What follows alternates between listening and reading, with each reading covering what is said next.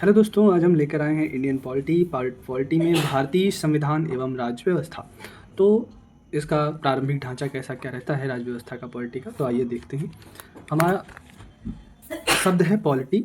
Polity का अर्थ होता है पॉली और सिस्टम। पॉली और सिस्टम दो शब्द हैं। पॉली का अर्थ होता है राज्य, स्टेट, पॉलिटिकल स्ट्रक्चर, राजनीतिक ढांचा, ठीक है।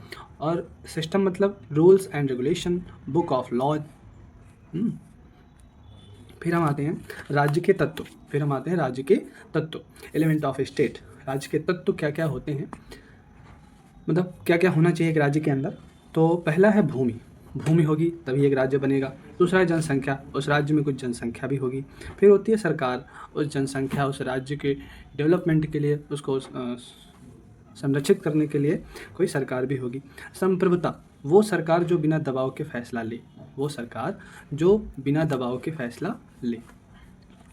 ठीक है। सभी प्रकार के निर्णय लेने की स्वतंत्रता होनी चाहिए। पॉलिटिकल सिस्टम की ज़रूरत क्यों पड़ी? तो कल्याणकारी राज्य का निर्माण करने के लिए, आंतरिक सुरक्षा के लिए और सामाजिक परिवर्तन, राष्ट्र निर्माण के लिए। फिर हम आते हैं ऑर्गन ऑफ गवर्नमेंट में। विधि निर्माण। क्या 3 एलिमेंट होते हैं, जैसे विधायिका, कार्यपालिका और न्यायपालिका। विधायिका लेजिस्लेटिव, संसद होती है, संसद में राज्य होते हैं, लोकसभा होता है। कानून निर्माण करना, विधायिका का काम क्या होता है? कानून का निर्माण करना, विधि का निर्माण करना। और कार्यपालिका कानून लागू करना। न्यायपालिका क्या गलत क्या सही का निर्णय करना। तो ये तीनों समझ में आए। विधायिका कानून निर्माण करना, कार्यपालिका कानून लागू करना, न्यायपालिका सही गलत का फैसला लेना। न्यायपालिका में कानून की व्यवस्था करना। तो क्या क्या होते हैं? सुप्रीम कोर्ट होता है, हाई कोर्ट होता है, डिस्ट्रिक्ट कोर्ट, लोअर कोर्ट, ये सारे होते हैं, ठीक है। स्थायी कार्यपालिका, अस्थायी कार्यपालिका। तो स्थायी कार्यपालिका में कौन आएगा? अधिकारी तंत्र होते हैं, जितने हमारे गवर्नमेंट एम्प्लॉय होते हैं वो स्थायी कार्यपालिका में आते हैं। और अस्थायी में आपको पता ही है, राजनीतिक कार्यपालिका आती है, जो हर 5 साल में बदलती रहती है। फिर हम आते हैं अपने कॉन्स्टिट्यूशन में, संविधान में। संविधान अलिखित है और एक होता है लिखित। तो अलिखित में, इसमें भी संविधान लिखित ही होता है, लेकिन एक बुक के रूप में ना होकर टुकड़ों में बटा होता है। मतलब अलिखित संविधान भी लिखा हुआ ही होता है, लेकिन जैसे हमारे यहाँ एक संविधान की अलग सी बुक है, वहाँ कोई बुक नहीं होती, अलग अलग टुकड़ों में बटा होता है। जैसे यूके का संविधान है, यूके का संविधान अलिखित संविधान है। और लिखित संविधान में कानूनों को लिखकर किताब का रूप दिया जाता है। जैसे कि मैंने अभी बताया, अलिखित कानून में कोई किताब नहीं बनाई जाती है, और लिखित संविधान में कानूनों को लिखकर किताब का रूप दिया जाता है। कितने व्यक्तियों ने संविधान का निर्माण प्रणाली देखा? तो 53,000 लोगों ने देखा। ये प्रश्न कई बार कई एग्जामों में पूछा जा चुका है। फिर हम आते हैं भारतीय संविधान में। भारतीय संविधान, इंडियन कॉन्स्टिट्यूशन में आते हैं हम। दुनिया का सबसे लंबा लिखित संविधान है। शब्दों की संख्या उसमें 1,46,000 शब्द हैं। और यूपी ट्रिपल एससी के अनुसार, एक यूपी ट्रिपल एससी आयोग है, उसके अनुसार 1,17,369 शब्द माने जाते हैं। कुल खर्च कभी कभी आ जाता है पेपर में, तो कुल खर्च कितना हुआ था? 64 लाख रुपए। संविधान निर्माण में समय कितना लगा? सबको पता है, 2 वर्ष 11 माह 18 दिन, 2 वर्ष 11 माह 18 दिन, 2 वर्ष 11 माह 18 दिन। हस्तलिखित संविधान, इंग्लिश और हिंदी में। तो इंग्लिश में किसने लिखा? प्रेम बिहारी नारायण राय जादा। और हिंदी में बसंत कृष्ण वैद्य। इन दोनों को भी अच्छे से देख लेना, इनसे भी क्वेश्चन बनते हैं। तो इंग्लिश से किसने लिखा? प्रेम बिहारी नारायण राय जादा ने, और हिंदी में बसंत कृष्ण वैद्य ने। फिर आते हैं हम कलाकारी में। ज्यामितीय आकृतियों द्वारा सुसज्जित किसने किया? तो नंदलाल बोस एवं राम मनोहर सिन्हा के नेतृत्व में शांति निकेतन के कलाकारों द्वारा। जैसे आप संविधान की बुक देखेंगे, उसमें जो पेज के साइड कलाकारी होती है और तरह तरह के कले बनाए गए हैं, तो वो नंदलाल बोस और राम मनोहर सिन्हा के नेतृत्व में शांति निकेतन के कलाकारों द्वारा किया गया है। संविधान निर्माण से पूर्व 60 देशों के संविधान का अध्ययन किया। 10 देशों के संविधान को स्रोत बनाया गया। मतलब जब संविधान निर्माण की बारी आई भारत में, तो 60 देशों के संविधान का अध्ययन किया गया, तब जाके 10 देशों के संविधान को स्रोत बनाया गया। पूरी तरह से उन्हीं को नहीं अपनाया गया है, उनका सहारा लिया गया है, ठीक है।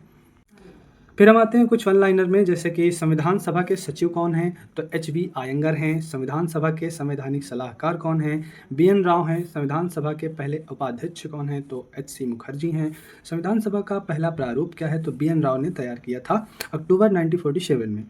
इसमें 243 अनुच्छेद हैं और 13 अनुसूचियाँ हैं। कितने? 243 अनुच्छेद हैं और 13 अनुसूचियाँ हैं। प्रारूप समिति द्वारा तैयार प्रारूप संविधान, जिसमें से 315 अनुच्छेद हैं और 8 अनुसूचियाँ हैं। फिर हम आते हैं संविधान सभा की पहली बैठक। संविधान सभा की पहली बैठक कब होती है? 9 दिसंबर 1946 में। कब होती है? 9 दिसंबर 1946 में।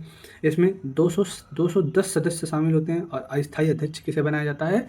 सच्चिदानंद सिन्हा को। संविधान सभा की दूसरी बैठक 11 दिसंबर 1946 को होती है। तो पहली बैठक कब हुई? 9 दिसंबर 1946 को। और दूसरी बैठक कब हुई? 11 दिसंबर 1946 को। इसमें स्थायी सदस्य आ जाते हैं जिनका नाम है राजेंद्र प्रसाद, जो कि आगे चल के भारत के प्रथम राष्ट्रपति का पद ग्रहण करते हैं। फिर आते हैं स्वतंत्रता के पश्चात संविधान सभा की पहली बैठक कब होती है? ये क्वेश्चन भी आता है कई बार। स्वतंत्रता के पश्चात संविधान सभा की पहली बैठक 31 अक्टूबर 1947 को होती है। 31 अक्टूबर 1947 को संविधान सभा की पहली बैठक होती है स्वतंत्रता के बाद। संविधान सभा की अंतिम बैठक कब होती है? 24 जनवरी 1950 को। अब संविधान सभा की संरचना देख लेते हैं। 26 जनवरी 1950 को क्या संरचना रही है और वर्तमान में क्या संरचना है, ये लिखा हुआ है। जैसे कि 26 जनवरी 1950 में 22 भाग थे, वर्तमान में 25 भाग हैं।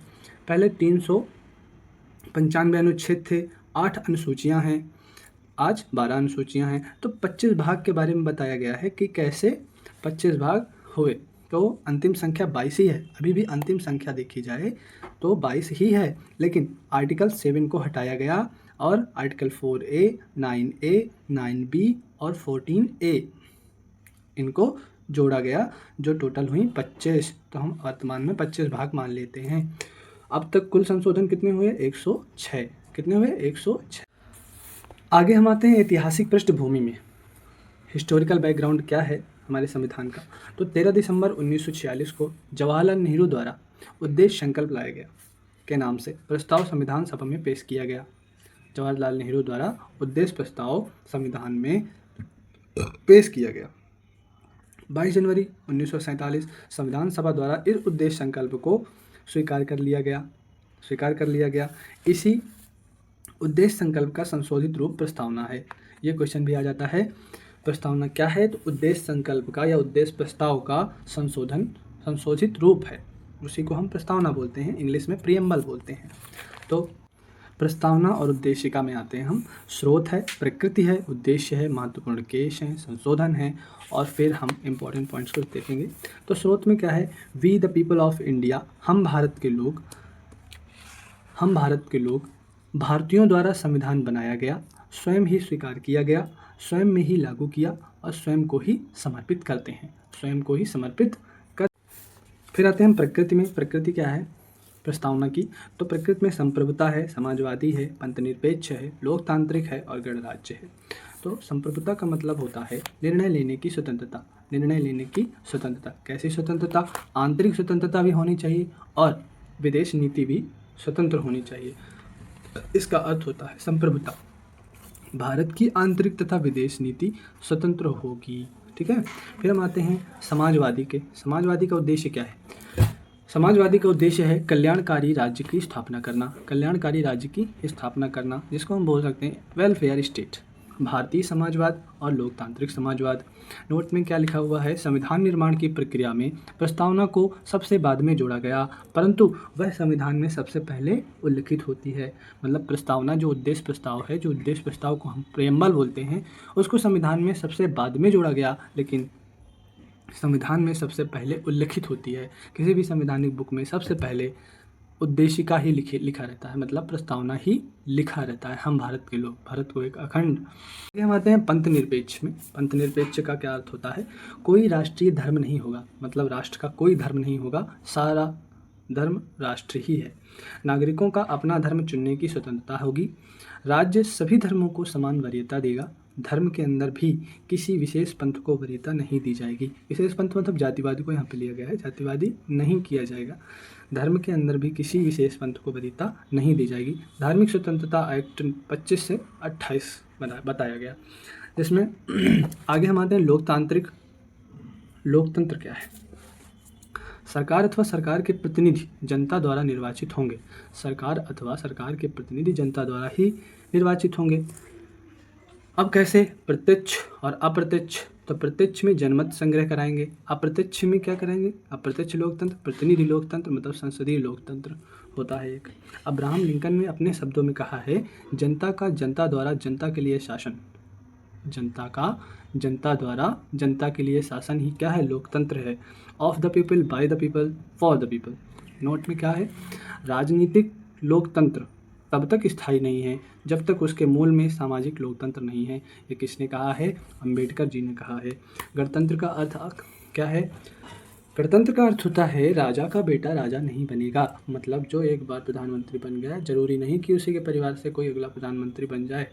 जब तक जनता पूरा समर्थन नहीं देगी तो वो स्वयं दोबारा नहीं बन पाएगा, इसलिए लोकतंत्र लाया गया।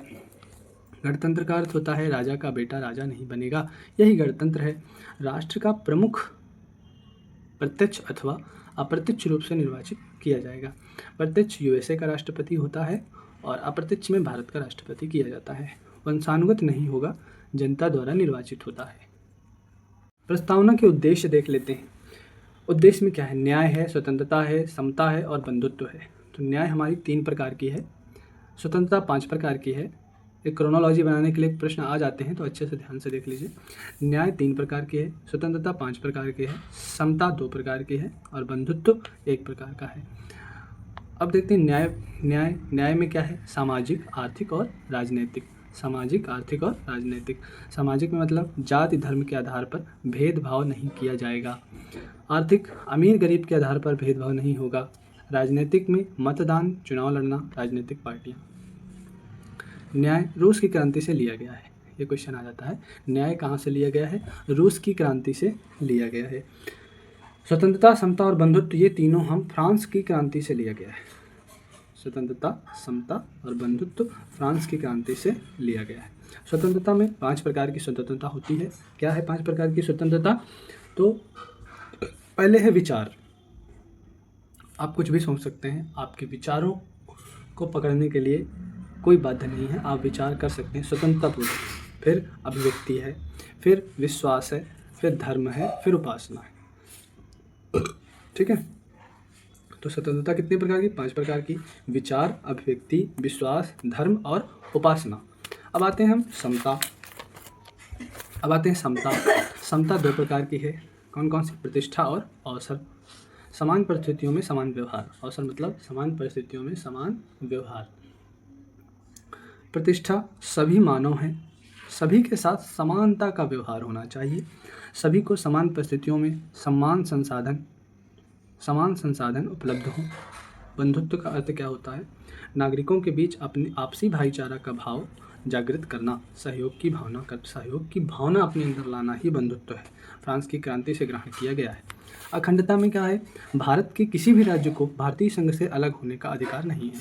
भारत के किसी भी राज्य को भारत से अलग होने का कोई अधिकार नहीं है, इसी को अखंडता कहते हैं। भौगोलिक आधार पर हम एक हैं। भौगोलिक आधार पर हम एक हैं। देखिए, ये वेरी इंपॉर्टेंट है। मुंबई बनाम यूनियन ऑफ इंडिया के मामले में उच्चतम न्यायालय ने कहा कि उद्देशिका संविधान का भाग है तथा पंथ निरपेक्षता संविधान का मूल लक्षण है। ठीक है, तो आज हमने पढ़ा भारतीय राज्य व्यवस्था की प्रस्तावना। कैसा लगा आपको वीडियो? कमेंट में ज़रूर बताना और चैनल को सब्सक्राइब करना। राधे राधे।